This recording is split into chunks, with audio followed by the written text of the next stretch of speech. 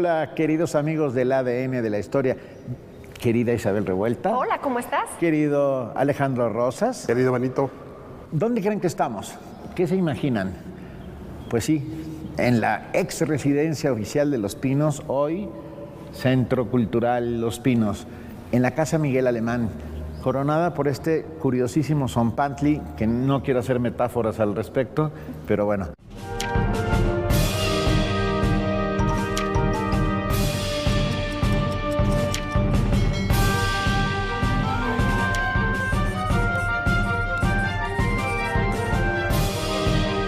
Y vamos a hablar el día de hoy sobre residencias oficiales, esos lugares en donde el poder se concentró durante los siglos en nuestro país y en nuestra ciudad, por supuesto. Y claro, y en esta ciudad estamos por cumplir 700 años de un gobierno establecido en un sitio, porque si volteamos a nuestro centro histórico y hacemos alusión a ese México prehispánico, a ese México Tenochtitlan, uno de los mayores gobernantes más con el poder central, etcétera, uno de los tlatoanis más poderosos, que fue Moctezuma Xocoyotzin, tenía justamente sus casas, la casa de gobierno, donde tras la conquista Hernán Cortés habría de fundar ese palacio para el emblema del poder. Es el mismo sitio, son otras casas, pero son las mismas piedras. De hecho, esta ciudad nuestra, que es arqueológica y que tiene todas esas niveles, esas capas, podemos encontrar debajo del Palacio Nacional esas ruinas del palacio de las casas de Moctezuma Xocoyotzin. Oye, pero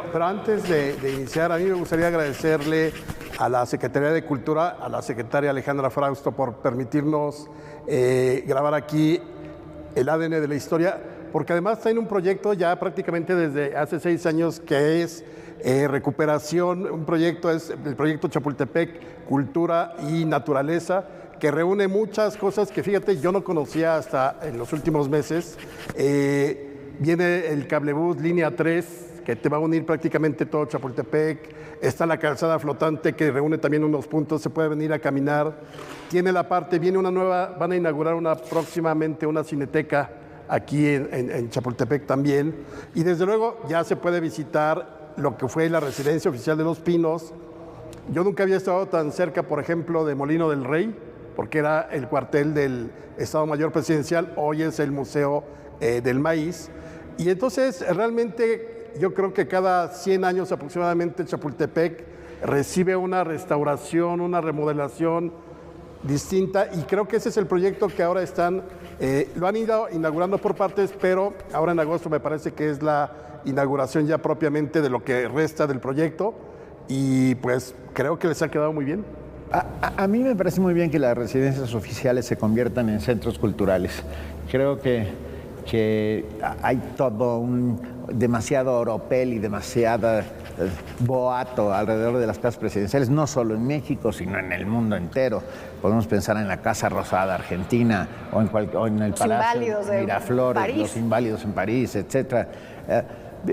Que se convierta en un centro cultural me parece muy bien, y que la gente pueda entrar y pasar por aquí y vivir la historia que se vivió aquí, porque aquí se tomaron decisiones importantísimas en la historia de nuestro país, alrededor de estos jardines y de estas casas, de las cuales ya hablaremos, porque son 5 casas principales. Sí, es un complejo. Además, ahorita que decías, Alex, Chapultepec siempre ha sido, incluso para ese tlatoani, era un lugar para venir a relajarse. El bosque de Chapultepec siempre ha estado vinculado con ese poder. Más que relajarse, sagrado. O sea, Claro. nada de voy a irme a las aguas termales porque me duele la espalda. Pero escucha. Sí, tenía los baños. Exactamente, Claro, pero por era eso. un asunto, y acuérdate que está el Sincalco, Y su donde entras Sí. al inframundo. Yo sé, pero acuérdate que este tema de la teocracia era también para buscar ese bienestar.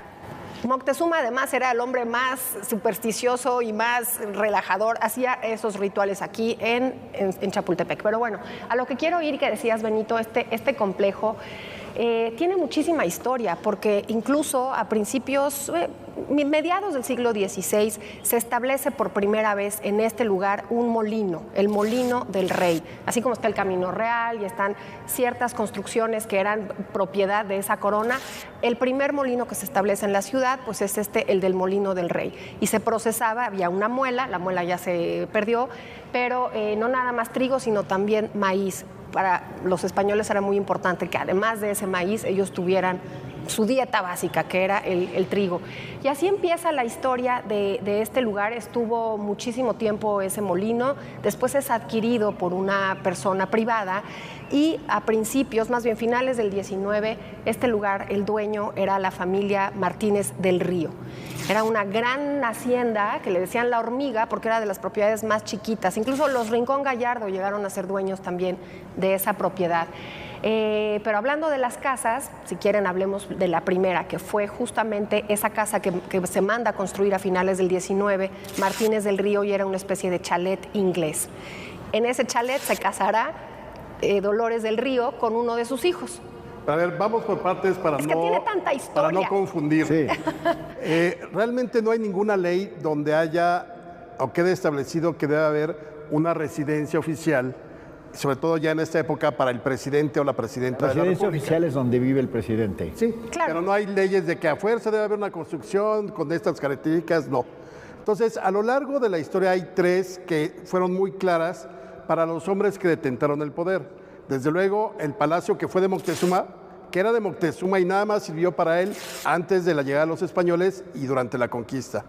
Luego lo adquiere, el palacio lo adquiere la Real Audiencia, es 1562, si no mal recuerdo, se lo compran a los descendientes de Cortés y a partir de ese año, del 62, del siglo XVI, es cuando empiezan a habitar los virreyes.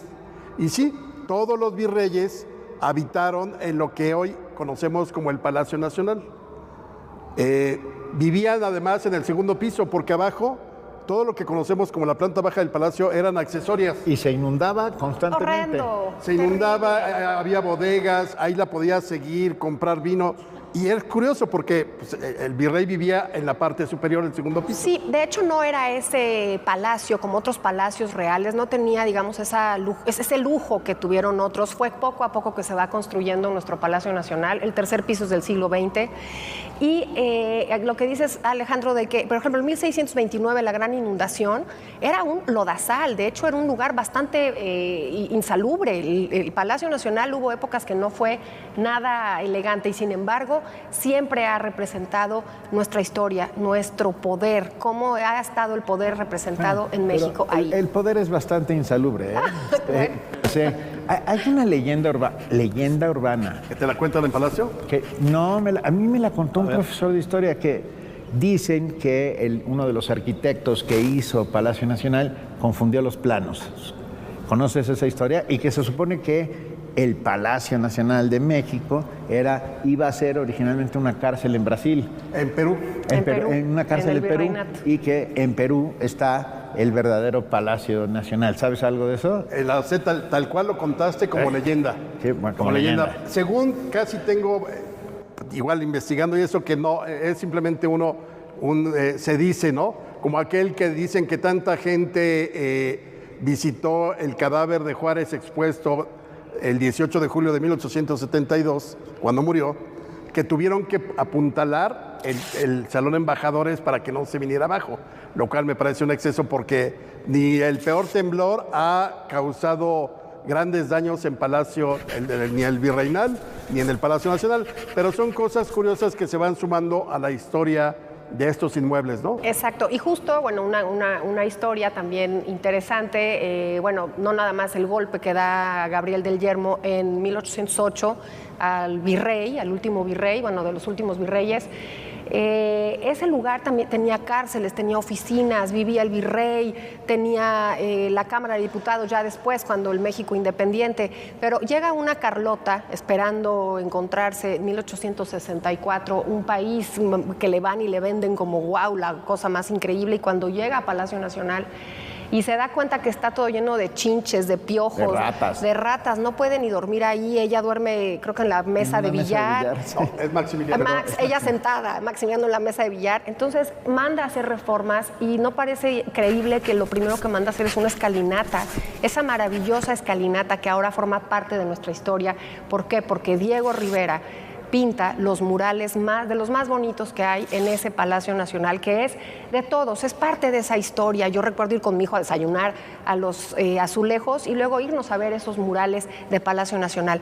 Creo que todas las casas de gobierno del mundo deberían tener esa vocación de la Galería Nacional. Claro, pero ojo, el Palacio Nacional nunca fue residencia de los presidentes de México.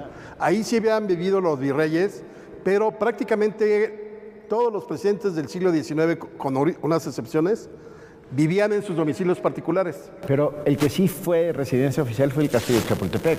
Ah, claro, sí. Pero también por Díaz sí vivió en Palacio. Porfirio Díaz vivió en Palacio Nacional y en el Castillo de Chapultepec. Pero solo vivió el primer gobierno, porque se estaba haciendo su casa que estaba en la calle de Cadena, y que después de cuando regresa al poder en 1884, es cuando ya él vive en la calle de Cadena, hoy Venustiano Carranza, y el palacio nada más se utilizó para cuestiones de gobierno, porque además durante prácticamente todo el siglo XIX allí estaban los tres poderes.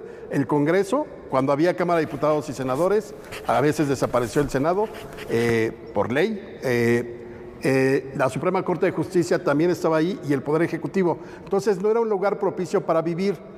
Sin embargo, ¿quién es el primer presidente que vive ahí o decide vivir? Juárez, a la muerte de Carmelita. Y después de Juárez solo van a vivir ahí Manuel González, Sí, Porfirio Díaz. muy poco tiempo, ¿Y ya? Sí, y ya. Sí. y Hasta ya. ahora que López Obrador decidió volverlo a habilitar como su residencia oficial o como su lugar para vivir, pero realmente el palacio siempre sirvió simplemente Como oficinas por administrativas. oficinas exactamente de la política. Exacto. Recepción de embajadores, presentación de cartas credenciales, desde luego las ceremonias importantes protocolarias, la noche del grito, pero nadie lo había utilizado propiamente como una residencia para vivir. Oye, una anécdota rapidísima, incluso Miguel Miramón, el presidente más joven de México, cuando se casa con Concepción, Concepción se siente muy pudorosa de decir, la recepción no quiero que sea en Palacio Nacional. Oye, pero es que no, yo quiero que sea en mi casa privada. Tenían ese pudor, digámoslo así, porque el emblema del palacio y el poder que representaba era muy importante. Por cierto, rápido, el único presidente que no vivió en Los Pinos, también por esa sensación y ese pudor, López Mateos nunca dejó su casa de San Jerónimo. No habita Los Pinos. Fíjate, curioso, una curiosidad. No, me quedé pensando en Cortés y en Coyoacán, Ajá. que sin duda también fue residencia oficial, por llamarlo de alguna u otra manera. Claro. Si empiezas a expurgar por aquí, por ejemplo, Carranza vivía en Río Lerma número 35, donde ya hicimos algún programa que ahora es la Casa Museo Carranza. Por ejemplo, Iturbide, lo que se llama el Palacio de Iturbide, que era una casa prestada por un amigo cuando lo declara el pueblo el emperador.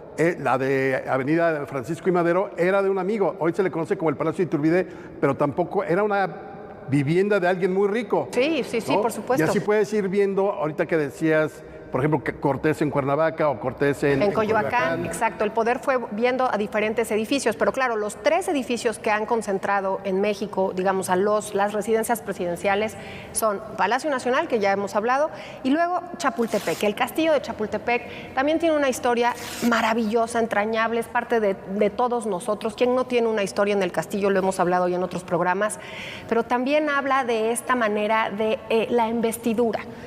Fíjense, repúblicas como la francesa, hija de la Ilustración, de la igualdad, de la democracia, los Estados Unidos tienen sendas casas para el Poder Ejecutivo.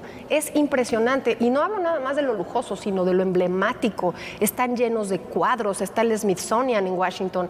Es un museo lleno de historia, cómo se vestían las primeras damas, la colección de arte. Bueno, tampoco creo que debamos rasgarnos las vestiduras pensando que la investidura del presidente debe de ser... no, yo creo que debe de dar sin ser de una riqueza, digamos, absoluta, lejos de lo que es nuestra república, pero creo que sí tiene un nivel y me parece que es importante. Todas las repúblicas del mundo lo tienen, y sobre todo en arte. Vamos a un corte y no se vayan, que seguiremos hablando de la residencia oficial de Los Pinos y de todos esos lugares que concentraron el poder en la Ciudad de México.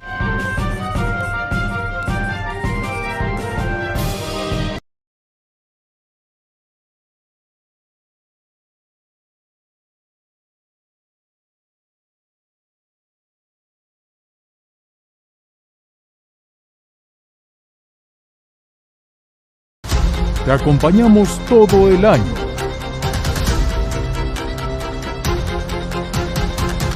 Mantente bien informado a lo largo del día. En tus espacios favoritos. Somos tu central de noticias de confianza.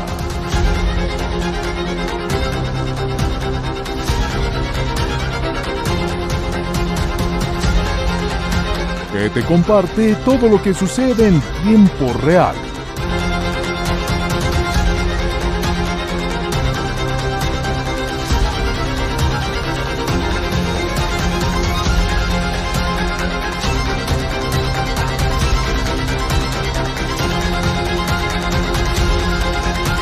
ADN 40.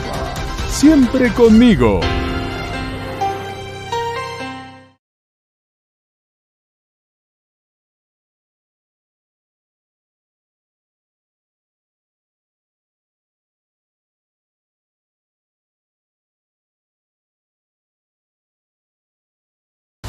Te acompañamos todo el año.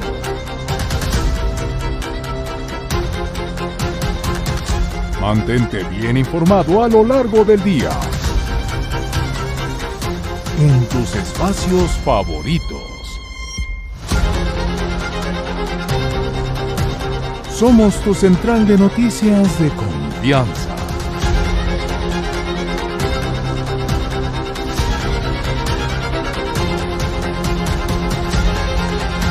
Que te comparte todo lo que sucede en tiempo real.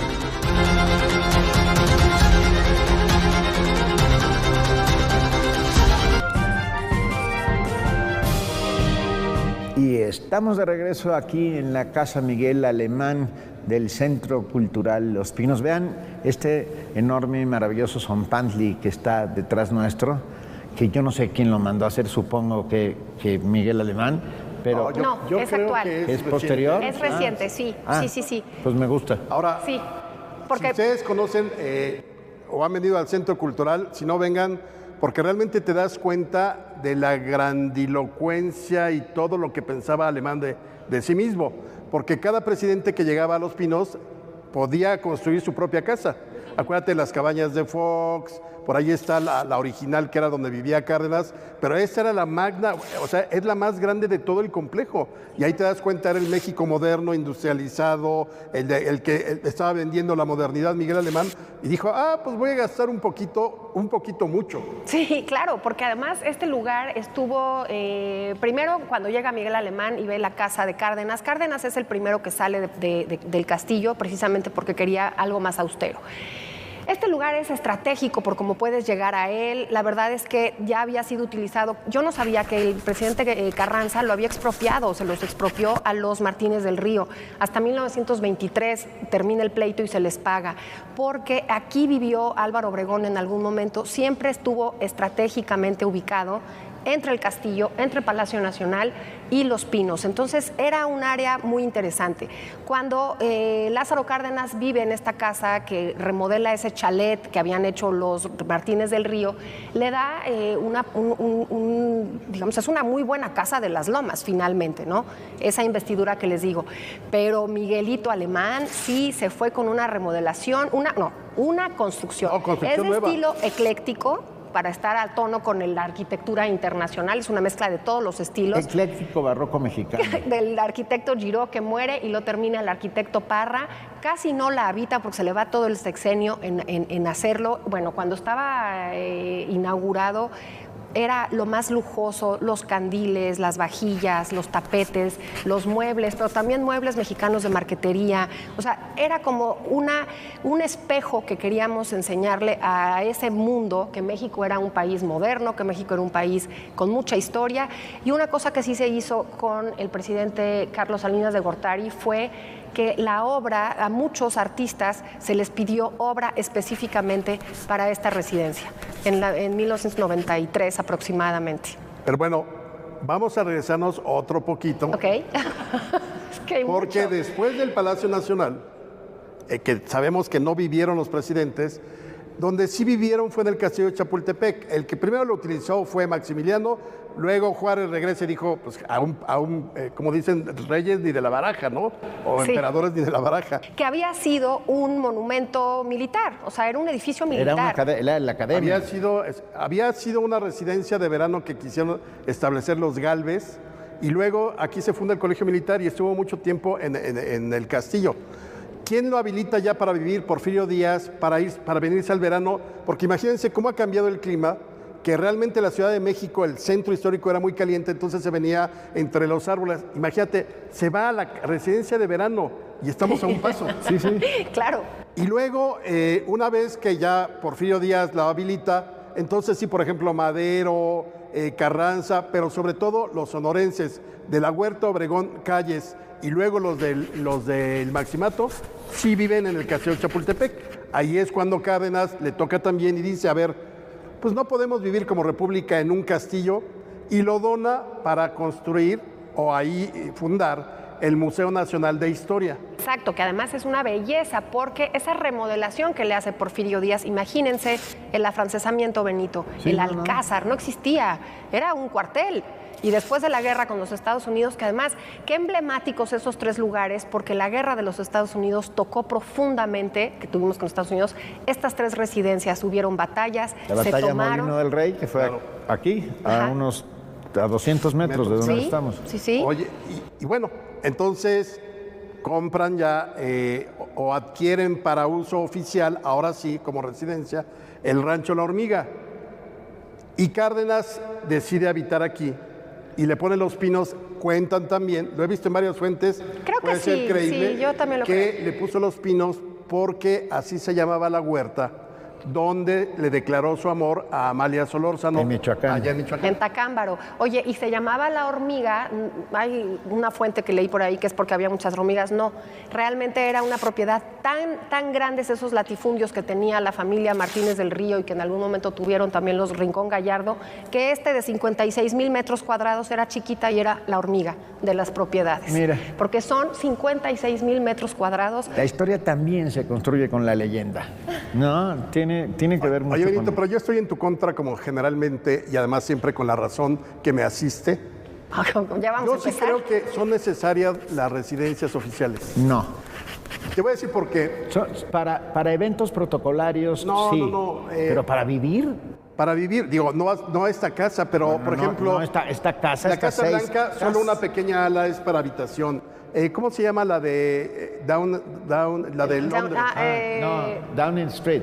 Pero, a ver, el Downing número Street. 10 de Downing Street, donde vive el primer ministro. Sí. El Palacio de Buckingham es donde No, pero vive la el reina. Palacio ahí sí porque es Exacto. monarquía. No, pero la Casa Rosada, a lo que Exacto. voy es... No, la Casa Rosada es argentina. Es Por eso no, Argentina. pero son- A ver, estoy y por- Francia, Monsieur Macron ¿Cuál vive es? en Los Inválidos. Es una de las maravillas Más grandes. arquitectónicas divinas. A lo que voy es, se habilitaron espacios que quizá su naturaleza no era esa, pero a lo que voy yo es que sí creo que el presidente debe tener un lugar amplio, Sí. y no en construcción de metros cuadrados de la casa propiamente, un lugar donde pueda recibir, por cuestiones de seguridad, Sí. muy bien protegido, con accesos por todos lados. Yo sí creo que, por ejemplo, a mí me parece que Los Pinos funcionaba muy bien como residencia oficial.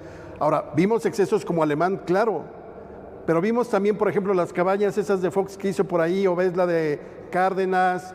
Dicen por ahí, aquí que Gustavo Díaz Ordaz incluso tenía una pequeña pista para karts. Sí, para los go-karts. De hecho, también Alemán manda a hacer una alberca. Ese tipo de excesos finalmente ha sido el gran, pues, piedra en el zapato de nuestros gobiernos, ¿no? Claro. La corrupción y el dispendio, digámoslo así. exactamente. Pero estoy de acuerdo contigo, porque esta casa funcionaba y además una cosa muy importante. O sea, lo están que de tú- acuerdo los dos con... que haya una casa oficial, porque además no nada más era el dispendio de la familia, fue el rostro que daba México a muchísimos eventos. En este lugar se dieron ver, muchísimas pero no tiene nada- reuniones con el mundo. Es más sencillo llegar acá que entrar a Palacio Nacional. Pero Yo no ahí tiene sí- nada que ver los eventos protocolarios, el recibimiento de que la vida embajadores, de privada. presidentes, que la vida privada. Estoy totalmente de acuerdo. Yo, por ejemplo, entonces está de acuerdo. en eso sí, pero lo del rostro es decir, si tú vienes de Francia para visitar al presidente en Palacio, pues vas a ir en una limusina, te van a abrir el tránsito, o sea, realmente nunca vas a tener No vas a pasar por Tepito y la calle donde te venden la droga. Ok, pero si tú vas a una cena de Estado en la Casa Blanca, o vas a una cena de Estado en la Casa Rosada, vas a una cena de Estado en Los Inválidos, Miraflores. O en Palacio. O en Palacio, o aquí sientes que existe esa presencia de ese gobierno y de esa república. Finalmente es el emblema. Bueno, ¿para qué nos vamos tan lejos? Moctezuma lo tenía así. Él y en sus casas sentía esa necesidad de poner el poder y de hacerlo. ¿Para qué nos vamos tan lejos? 1500. O sea, Además, pero exacto, pero por ejemplo, o sea, Ok. no nos fuimos lejos. Es que el poder será siempre el poder, ¿no? claro, pero yo simplemente lo veo por seguridad. Es decir, aquí puedes tener el helipuerto, si el presidente necesita salir. Acuérdate de los bloqueos en los tiempos de Peña Nieto o de Salinas. O sea, pues prácticamente estaba sitiado Los Pinos. ¿Estuvieron aquí ustedes alguna vez cuando fue residencia oficial? Yo sí hice un recorrido porque me gané un premio en la escuela. Yo vine a un evento, yo vine a los, Yo vine a un evento. a los premios nacionales.